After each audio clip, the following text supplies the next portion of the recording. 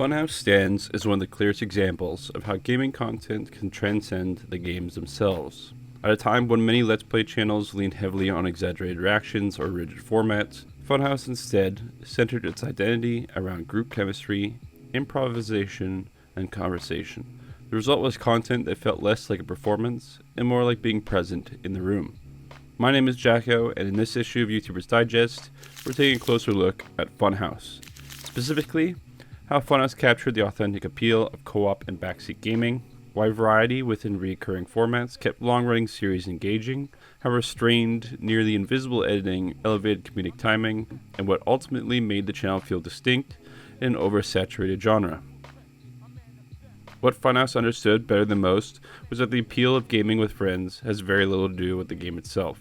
The channel successfully recreated the feeling of sitting on a couch with a controller being passed around, where commentary drifts away from the screen and into jokes, stories, and spontaneous bits. This approach created videos an immediacy that scripted or overly produced content often lacks. Viewers weren't watching people play games, they were listening in on a conversation. That sense of inclusion is what allowed Funhaus to build a loyal audience that returned not for specific titles, but for the personalities involved. In many Funhaus videos, games functioned as loose scaffolding rather than strict focus. Broken mechanics, low-budget design, or outdated visuals were often mined for humor, but never at the expense of pacing. The game existed to provoke reactions, tangents, and improv.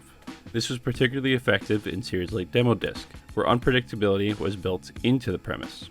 The software itself became a wildcard, allowing each episode to unfold differently despite a familiar structure. That balance, reliable format, meaning unreliable content, kept the series engaging without feeling formulaic. Although Funhaus relied on recurring series, repetition was rarely an issue. Each episode introduced subtle changes in tone, pacing, or focus, ensuring that formats evolved naturally over time.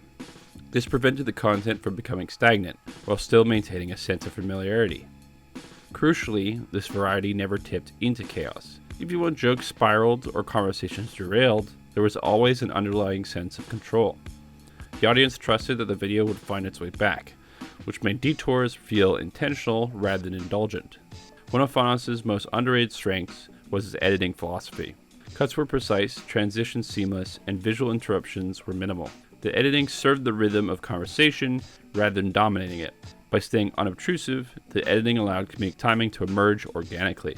Pauses, interruptions, and overlapping dialogue were preserved when they enhanced the humor, rather than being overpolished or flattened. This approach gave the content a natural flow that mirrored real conversation. In a genre flooded with similar thumbnails, titles, and structures, Funhaus carved out an identity rooted in trust. Trust in the audience attention, trust in the cast chemistry, and trust in simplicity. They didn't chase trends aggressively, nor did they over-explain jokes or context. This confidence is what made Funhaus feel distinct. Viewers weren't guided by constant reminders of what to laugh at. They were invited to keep up.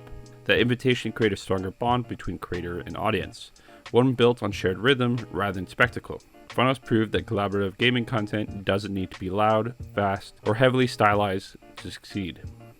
By emphasizing genuine reaction, structured variety, and subtle editing, the channel captured the essence of why people enjoy playing games together in the first place. Its legacy isn't just a catalog of memorable videos, but a template for how group-based content can feel authentic, sustainable, and genuinely fun long after the game on screen has been forgotten.